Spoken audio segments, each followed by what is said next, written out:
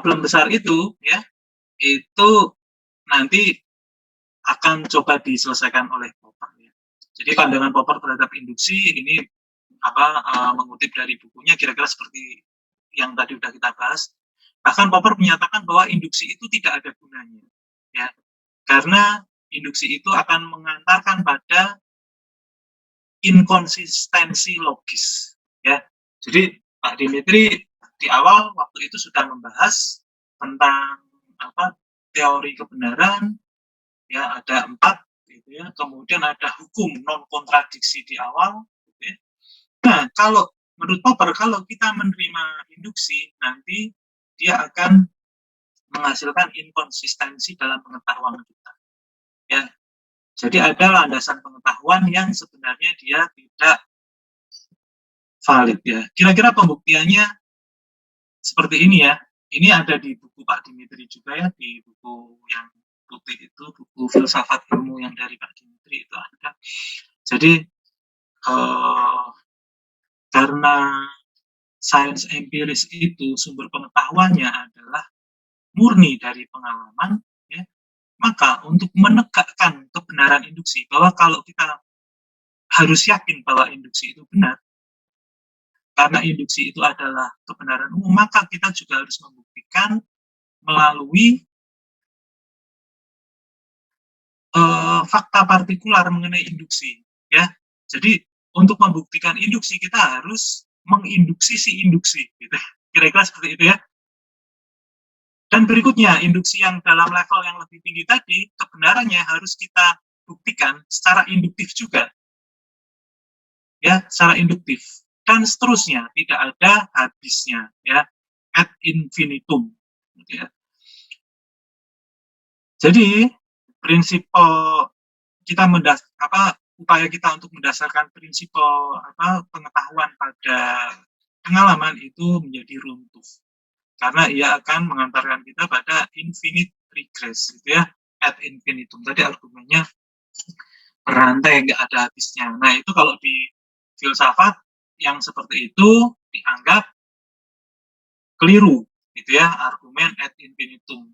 Kita membuktikan buktinya berdasar pada sesuatu yang harus dibuktikan kebenarannya oleh sesuatu yang lain, dan sesuatu yang lain itu harus dibuktikan kebenarannya oleh sesuatu yang lain, dan seterusnya, itu dianggap keliru. Ini sama dengan yang tadi dinyatakan Hume ya, the principle of probability based in induction. Jadi tadi ya, kebolehjadian induksi untuk menyimpulkan probabilitas itu sama saja ya, pembuktiannya sama saja. Nah, Popper mengusulkan apa ini? Jadi kalau induksi tidak bisa kita terima, maka kita harus pakai deduksi yang memang sudah meyakinkan ya. Jadi deduksi itu nggak meragukan, dari kebenaran umum menjadi kebenaran partikular, tidak meragukan. Bentuknya apa? Jadi teori Popper itu nanti namanya adalah teori falsifikasi. Ya. Teori falsifikasi itu tidak menggunakan induksi, dia menggunakan deduksi. Nah, ini aneh ini ya. Jadi Bapak Ibu tadi beberapa minggu yang lalu kan sudah membahas deduksi itu dari kesimpulan umum kita menyimpulkan yang partikular. Loh, bagaimana ini?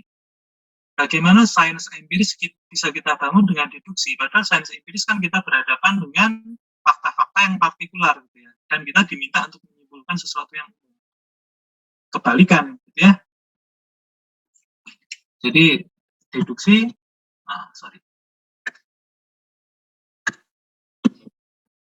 deduksi ya, dia dari umum ke partikular gitu ya. Induksi sebaliknya, induksi dari partikular umum. Masalahnya sains empiris itu karakteristiknya kayaknya seperti ini gitu ya. Kenapa kita bisa menggunakan menggunakan deduksi gitu. Ini yang menarik justru dari rumusan Popper itu. Nah, baik, kita mulai ya membahas Popper sebentar, nanti baru kita diskusi lagi. Bagi Karl Popper, menerima metode induksi dalam penetapan kebenaran empiris berarti memasukkan inkonsistensi logis. Tadi ya, sudah kita bahas dalam bangunan ilmu pengetahuan. Ini tidak bisa diterima. Sebagai solusi, Popper mengajukan metode falsifikasi untuk menggantikan metode induksi. Popper berargumentasi bahwa induksi sesungguhnya tidak diperlukan dan dengan demikian dapat ditanggalkan ya. Buang aja itu induksi. Menurut Popper seperti itu ya. Nah ini seperti biasa ya, dalam filsafat itu diskusinya nanti kita terbuka ya. Bapak Ibu boleh tidak setuju gitu ya. Dengan menanggalkan induksi maka problem Hume juga akan sirna ya. Ya udah buang aja induksi. Jadi silakan aja Hume meragukan induksi. Nggak masalah, wong kita nggak pakai induksi. Kira-kira seperti itu ya, Popper. Pengetahuan saintifik sejatinya berkembang dengan metode falsifikasi, bukan induksi. Menurut Popper seperti itu. Bagaimana falsifikasi bisa menggantikan induksi? Ya, nah kita bahas dulu ya, ini slide awal ini. Jadi suatu aksi pengujian terhadap sebuah teori dapat menghasilkan dua hal. Jadi satu pengujian ya. Jadi kalau kita meneliti, kemudian ada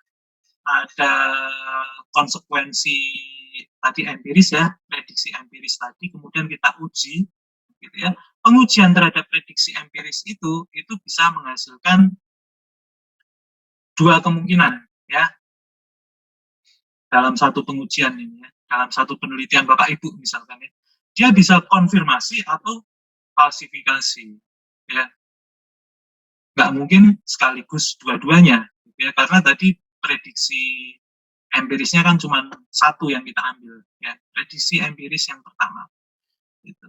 Udah ya, kalau nggak kita konfirmasi kita falsifikasi. Nah, konfirmasi didapat jika pengujian tersebut menghasilkan bukti-bukti yang selaras atau mendukung teori. Pengujian untuk memperoleh konfirmasi ini lazim disebut dengan istilah verifikasi. Ini yang kita bahas tadi itu ya, di induksi. Jadi kita lakukan pengujian, terus bukti-buktinya itu mendukung hipotesis kita, maka itu yang kita sebut hipotesis kita itu terverified atau terkonfirmasi. Sebaliknya, falsifikasi didapat jika pengujian tersebut menghasilkan bukti-bukti yang bertentangan dengan teori. Ya, ini tadi yang sempat dibahas tadi, Pak ya, Bapak Ibu ya. Jadi, justru yang kita dapatkan itu bukti yang bertentangan dengan teori. Ya.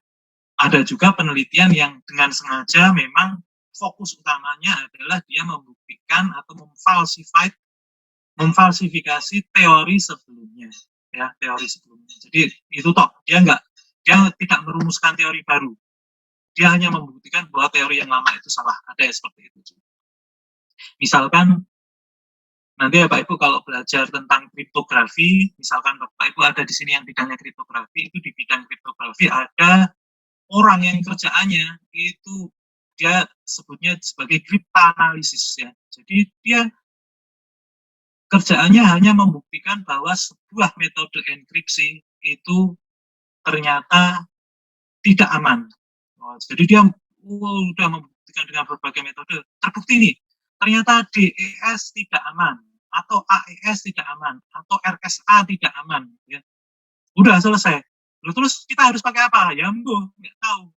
Dia nggak mengusulkan metode lain. Pokoknya dia buktikan dulu bahwa bahwa DES atau AES itu tidak aman, gitu ya. Itu ada yang seperti itu. Nah, ini kita perlu lihat dulu ya. Jadi ada konfirmasi dan ada falsifikasi. Nah, ini yang menarik. Jadi menurut Popper adalah mustahil ya untuk memverifikasi kebenaran teori berdasarkan sejumlah terbatas bukti. Ya, tadi yang kita bilang ya, buktinya terbatas. Berikutnya bisa saja ada yang menyimpang ya. Berapapun banyaknya bukti yang kita kumpulkan itu tidak menutup kemungkinan berikutnya ada yang menyimpang bukti berikutnya. Di bagian ini Popper tentu sependapat dengan Hume ya. Jadi mustahil untuk memverifikasi kebenaran teori. Nah, tapi menurut Popper skeptisisme Hume itu kebablasan gitu ya.